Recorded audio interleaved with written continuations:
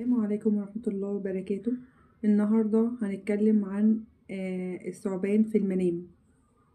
طبعا كل واحد فينا بيختلف تبع الحالة الاجتماعية بتاعته، إذا كانت متزوجة أو عزباء أو حامل أو مطلقة.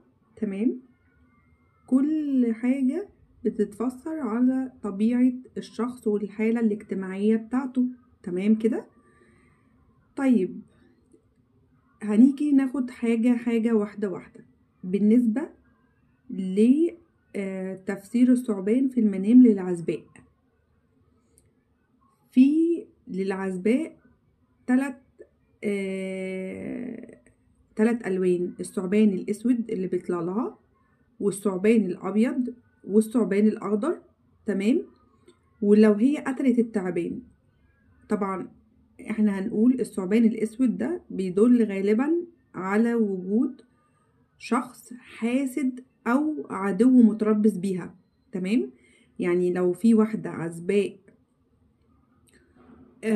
مثلا حلمت بثعبان أسود، فهو غالبا بيكون عدو أو حاسد متربص بيها، أو بيبقى طبعا حالتها أو مشاعرها السلبية. يعني هي ممكن يكون عندها مشاعر سلبية أو حالة سلبية أو طاقة سلبية.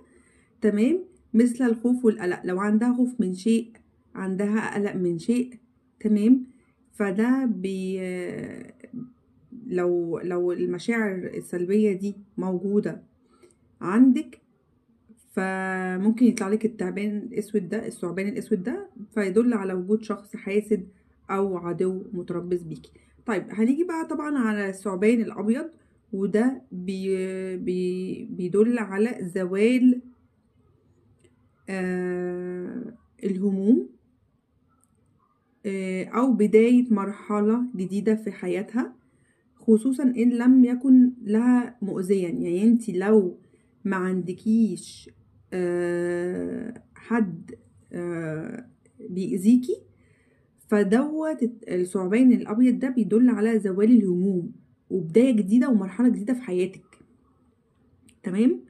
الثعبان الاخضر بقى، الثعبان الاخضر دايما واحيانا بيرمز الى شخص يسعى للتقرب